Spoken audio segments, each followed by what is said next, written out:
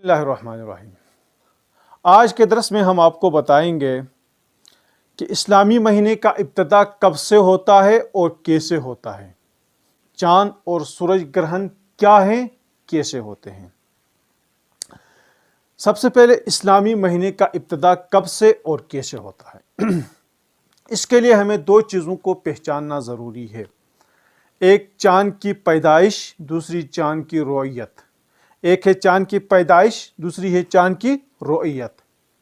پیدائش کے حوالے سے دیکھیں، چاند اور سورج کی جو حرکت ہے اس میں کافی فرق ہے۔ سورج دن میں تقریباً 1.5 منٹ پیچھے ہوتی جا رہی ہے، 1.5 منٹ۔ آج سورج 7 بجے غروب ہو گئی تھی تو کل 7:01 پہ غروب ہوگی۔ اسی طرح چاند کا جو حرکت ہے اس میں تقریباً 1 گھنٹے کا فرق آتا ہے۔ اگر آج چاند 7 بجے غروب ہو گئی ہے تو کل چاند 8 بجے غروب ہوگی۔ کم از کم، میں یہ کم سے کم بتا رہا ہوں، یہ فکس ٹائمنگ کا یہ نہیں ہوتا ہے، کم از کم 1 گھنٹہ بعد میں دیر سے غروب ہوتی ہے۔ تو روزانہ 24 گھنٹے میں چاند 1 گھنٹہ پیچھے رہتی ہے۔ یہ بات بھی آپ کو سمجھ میں آئی۔ اس کے بعد آپ دیکھیں، اب ہم چاند کی پیدائش پہ بات کرتے ہیں کہ چاند کی پیدائش کیسے ہوتی ہے۔ یہ بات بھی آپ کو معلوم ہونا چاہیے کہ زمین سے سورج 15 کروڑ کلومیٹر دور ہے۔ کتنا؟ 15 کروڑ کلومیٹر زمین سے سورج دور ہے۔ اسی طرح چاند زمین سے صرف 4 لاکھ کلومیٹر دور ہے۔ اب دونوں چل رہی ہے، یہ سورج ہے بہت دور ہے اور یہ چاند ہے۔ اب یہ دونوں ایک ساتھ یوں چل رہی ہے دونوں۔ تیسری بات یہ بھی نوٹ کیجئے کہ اجرام فلکیہ زمین سے مشرق سے مغرب کی طرف حرکت کر رہے ہیں۔ یہاں مشرق سے نکلیں، یوں مغرب میں غروب ہوتے ہیں۔ تمام اجرام فلکیہ زمین سے مشرق سے مغرب کی طرف حرکت کر رہے ہیں، یہ بات بھی آپ نے نوٹ کی ہے۔ اب دیکھیں، تمام اجرام فلکیہ میں زمین اور چاند بھی ہے، چاند اور سورج بھی ہے۔ تو چاند اور سورج بھی یوں حرکت کر رہے ہیں۔ یہ دیکھیں، یہ سورج ہے اور اس کے ساتھ یہ چاند ہے۔ سورج تھوڑا دور، چاند زمین کے تھوڑا قریب، یہ دونوں حرکت کر رہے ہیں یوں حرکت کرتے زمین کے ہمارے نیچے سے ہوتے ہوئے پھر وہاں مشرق میں ہمیں طلوع ہو گئے اور پھر آتے یہاں نصف النہار پہ آئے، نصف النہار سے پھر ہوتے افق پہ آئے، افق سے غروب ہوں گے۔ یہ بات ہم نے، ایک بات تو یہ ہو گئی۔ دوسری بات ہم نے پہلے بتایا آپ کو کہ چاند کی جو حرکت ہے وہ ہر دن 24 گھنٹے میں سے 1 گھنٹہ یہ پیچھے رہتی ہے۔ تو ظاہر سی بات ہے، آج یہ دونوں ایک ساتھ تھے تو کل سورج تھوڑے آگے، چاند تھوڑا پیچھے ہوگا۔ اب دیکھیں، یہاں نوٹ کیجئے، یہی پیدائش ہے۔ یوں ہی تقریباً 27 یا 28 تاریخ کو، اسلامی 27 یا 28 تاریخ کو دونوں یہ برابر ہوتے ہیں، برابر ہو گئے۔ برابر ہوتے ہی ایک وقت ایسا آتا ہے کہ چاند تھوڑی سی پیچھے نکل جاتی ہے سورج سے، مدار میں یوں چلتے یوں ہی تھوڑا پیچھے نکل گئی۔ یہ پیچھے نکلنا، اس کو چاند کی پیدائش کہا جاتا ہے۔ چاند کی پیدائش ہو جاتی ہے۔ جب چاند پیدا ہو گئی، اب چاند ہمیں کب نظر آتی ہے، کس عمر میں نظر آنا ممکن نہیں ہے۔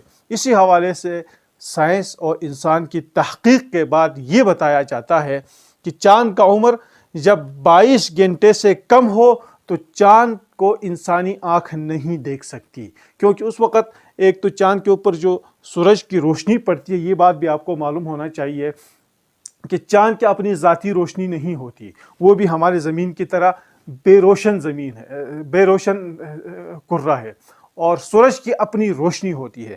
تو چاند کی روشنی سورج پہ پڑتی ہے، تو نظر چاند اس لیے نہیں آ رہی ہے کہ چاند کے اوپر جو روشنی پڑ رہی ہوتی ہے وہ بہت باریک کم روشنی پڑتی ہے، کیونکہ اس کا عمر کم ہے تو سورج سے جو روشنی چاند پہ پڑتی ہے وہ بہت باریک ہوتی ہے۔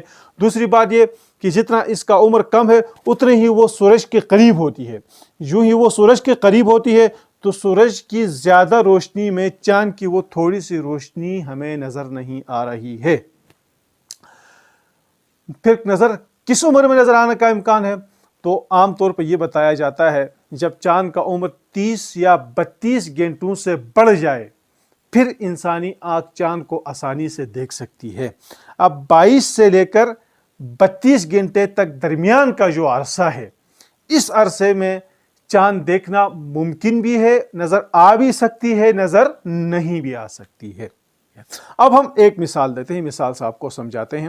مثال کے طور پر آج صبح یعنی 28 رمضان سمجھیں آپ، 28 رمضان کو صبح 7 بجے چاند کی پیدائش ہو گئی۔ یہاں صبح 7 بجے تقریباً طلوع کا ٹائم ہوتا ہے، طلوع کا ٹائم چاند کی پیدائش ہو گئی، یعنی چاند سورج سے پیچھے رہ گئی۔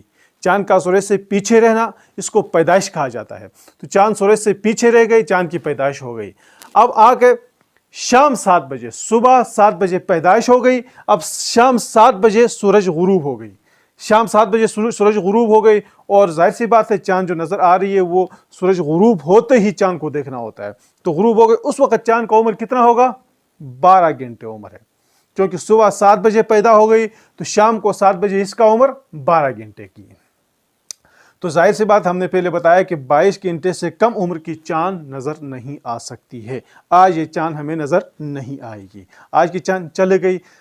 اب یوں چلتے چلتے دوبارہ وہ دونوں یوں چلتے چلتے چلتے طلوع ہو گئے، طلوع سے خط استوا پہ آ گئے، خط استوا سے دوبارہ یہاں 90 درجے پہ آ گئے۔ 90 درجے، اس کو 90 افق، ہماری سر سے لے کر افق تک جو درجات ہوتے ہیں یہ 90 درجے ہوتے ہیں۔ 90 درجے پہ آ گئے تو ابھی سورج غروب ہوتے وقت چاند کا عمر کتنا ہوگا؟ 12 گھنٹے۔ کل کا عمر ہے 24 گھنٹے، آج کل ملا کے 36 گھنٹے عمر بنتا ہے۔ آج چاند کا عمر 36 گھنٹے ہے۔ تو پہلے ہم نے بتایا ہے کہ 30-32 گھنٹوں سے بڑی چاند یعنی زیادہ عمر کی چاند دکھائی دینے کے امکانات زیادہ ہوتے ہیں۔ تو آج کی چاند دکھائی دینے کا امکان زیادہ، یعنی 29 تاریخ کو چاند آسانی سے نظر آ سکتی ہے۔ یعنی پیشن گوئی بھی یہ ماہر فلکیات اسی بنیاد پر دیتے ہیں کہ چاند کی پیدائش اور اس کی عمر کو دیکھ کے پیشن گوئی دیتے ہیں کہ 29 کو تاریخ کو چاند نظر آئے گی یا نہیں۔ یہ بات تو یہاں پہ ختم ہو گئی۔ اب یہ تو 29 تاریخ کو چاند، آج 29 تاریخ کو چاند نظر آنے کا قوی امکان ہے، 30 کو کل عید ہوگی۔ ایک دوسری مثال میں آپ کو دیتا ہوں کہ دیکھیں آج 27 تاریخ ہے، 27 رمضان ہے، 27 رمضان کو 5 بجے چاند کی پیدائش ہو گئی۔ 5 بجے چاند سورج سے پیچھے رہی، پیدائش ہو گئی۔ 7 بجے سورج اور چاند دونوں غروب ہو گئے۔ تو 7 بجے غروب ہوتے وقت چاند کی عمر کیا تھی؟ 2 گھنٹے۔ 2 گھنٹے کی چاند دکھائی نہیں دیتی ہے، چلے گئے دونوں یوں چکر کاٹتے کاٹتے۔ اگلے دن یہاں 7 بجے غروب ہوتے وقت چاند کا عمر کتنا ہے؟ 26 گھنٹے۔ 2 گھنٹے کل کے، 24 آج کے، 26 گھنٹے کی چاند ہے۔ تو 26 گھنٹے کی چاند بھی دکھائی دینے کے امکانات تو ہے، لیکن نظر نہیں بھی آ سکتی ہے۔ 29 تاریخ کو شام کو ہم نے دیکھا 26 گھنٹے کی چاند تھی، نظر نہیں آئی، چلی گئی۔ ہم نے 30 تاریخ کو پھر روزہ رکھنا ہے۔ 30 رمضان، 30 روزے ہمارے مکمل ہو گئے۔ اب ہوتا یہ ہے کہ 30 رمضان کے شام کو بہت بڑی ساری اتنی چاند نظر آ رہی ہے، ہر کوئی دیکھ کہتا ہے دیکھیں آج تو عید تھی، زبردستی ہمیں روزہ رکھنا پڑا۔ ایسا ہرگز نہیں ہوتا ہے۔ آپ دیکھیں 26 گھنٹہ اس چاند کا عمر 26 گھنٹہ کل کی تھی اور 24 گھنٹے آج گئے، تو کل اس چاند کا عمر کتنا رہا؟ 50 گھنٹے کی چاند ہے۔ 22 گھنٹے سے اوپر چاند دکھائی دینے کے امکانات ہوتے ہیں، 32 سے اوپر زیادہ امکان، ہر کوئی دیکھ سکتا ہے۔ آج یہ وہ چاند نہیں، آج 50 گھنٹے کی چاند ہے، تو 50 گھنٹے کی چاند ظاہر سی بات ہے ہر کوئی دیکھے گا۔ تو اس لیے ہم جو اعتراض کر رہے ہوتے ہیں یہ اعتراض ہمارا بیجا ہے، کیونکہ آج چاند کا عمر آلریڈی بڑا ہوتا ہے۔ یہ تو چاند کے حوالے سے مختصر سی تفصیلات تھی، ہم نے آپ کو بتایا۔ اب گرہن کے بارے میں بتاتے ہیں، چاند اور سورج، گرہن کیا چیز ہے؟ دیکھیں میں مثال دیتا ہوں، یہ سورج ہے، یہ چاند ہے، اور میرا چہرہ زمین فرض کر لیں آپ۔ اب یہ سورج ہے، یہ چاند، یہ لازمی نہیں ہے کہ سورج اور چاند دونوں زمین کے محاذات میں یوں سیدھ میں چلیں، یہ لازم نہیں ہے۔ کبھی ایسا ہوتا ہے کہ یہاں سے سورج آ رہی ہے، چاند تھوڑا یہاں سے، بیچ میں فاصلہ ہوتا ہے، یہاں یوں چلتے ہیں۔ کبھی ایسا ہوتا ہے تھوڑا قریب، چاند تھوڑا قریب، کبھی ایسا بھی ہوتا ہے کہ چاند بالکل سورج اور زمین کے درمیان میں حائل واقع ہوتی ہے چاند. جب یہ حائل بھی واقع ہو اور بالکل چاند کے سورج کے محاذات میں آئے تو اس وقت سورج کی جو روشنی ہے وہ زمین پہ پڑنے سے بیچ میں چاند رکاوٹ بنتی ہے. یوں چاند رکاوٹ بن گئی، سورج کی جو روشنی تھی وہ چاند پہ پڑ گئی، ادھر زمین کے لیے رکاوٹ بن گئی تو سورج کی روشنی مدھم ہو جاتی ہے. اسے کہتے ہیں سورج گرہن. یہ سورج گرہن ہوتا ہے. اور چاند کا بھی یہی ہے، چاند کا بھی ایسا ہوتا ہے کہ اس وقت یہ سورج ہوتی ہے، یہ زمین اور یہ چاند. اب دیکھیں یہ چاند ہے، اب چلتے چلتے چلتے یہاں آ گئے، اچانک ایسا ہوتا ہے کہ زمین، یہ لازمی نہیں ہے، ہمیشہ نہیں، کبھی کبھی ایسا ہوتا ہے، زمین بالکل چاند اور سورج کے درمیان میں آ گیا تو سورج کی روشنی زمین پہ پڑ گئی، چاند کے لیے رکاوٹ بن گیا تو چاند گرہن ہو جاتی ہے. ان کے مختص تاریخ ہوتے ہیں اور یہ فلکیات بھی، سائنسدان بھی یہ حساب کتاب کرتے ہیں. حساب کتاب کر کے انہوں نے تمام چیزوں کی، اجرام فلکیہ کی حرکات کو ناپا ہوتا ہے. انہیں پتہ ہوتا ہے کہ سورج کا مدار کیا ہے، چاند کا مدار کیا ہے. تو انہیں پہلے پتہ ہوتا ہے کہ چاند کا بھی مدار، سورج اور چاند کا مدار آج فلاں تاریخ، فلاں منٹ، فلاں اتنے منٹ کے لیے چاند اور سورج کے مدار ایسے مدار میں چلیں گے کہ جہاں آ کے سورج کی روشنی زمین میں پڑنے کے لیے بیچ میں چاند رکاوٹ بنے گی. تو پہلے سے ان کی حرکت ہر ایک چیز دیکھیں. والشمس والقمر بحسبان، اللہ تعالیٰ نے فرمایا سورج اور چاند اپنی حساب کتاب کے مطابق، اپنی ایک حرکت اللہ تعالیٰ نے انہیں دی ہے، اسی حرکت کے مطابق چل رہے ہوتے ہیں. اب سائنسدانوں نے، فلکیات نے ان کی اس حرکت کو معلوم کیا ہے کہ یہ کس حرکت سے چل رہے ہیں، کس دن کس مدار سے چلیں گے، کہاں پہ چلیں گے. تو وہ پہلے سے اس لیے معلوم کر کے بتا دیتے ہیں کہ اس دن یہاں چاند رکاوٹ ہوگی تو سورج گرہن ہوگی، زمین رکاوٹ ہوگی تو چاند گرہن ہوگی. یہ چاند اور سورج کا گرہن تھا. اور نئی مہینے کا، اسلامی مہینے کا شروع کب سے ہوتا ہے، کیسے ہوتا ہے، اس کا بھی ہم نے آپ کو تفصیل بتا دیا. ہاں، آخر میں ایک بات آپ کو بتا دوں گا. آپ کو یاد ہوگا ایک وقت فواد چودھری صاحب کی حکومت ہوا کرتی تھی، وہ میرے خیال میں یہ سائنس کا کوئی وزیر وغیرہ تھا. اس نے چاند کے لیے، یعنی رمضان، عید وغیرہ کے لیے بھی، یعنی اسلامی قمری مہینوں کے لیے ایک کیلنڈر تیار کیا ہوا تھا. اس نے کہا تھا کہ آج کے بعد ہم عید اور روزہ کیلنڈر پر رکھیں گے. تو یہاں بھی سوال یہ ہوتا ہے کہ اس وقت بھی فواد چودھری صاحب سے یہی سوال تھا کہ بھائی آپ نے یہ جو کیلنڈر بنایا ہے، کیلنڈر کس حساب سے بنایا؟ چاند کی پیدائش کے حساب سے بنایا یا رویت کے حوالے سے بنایا؟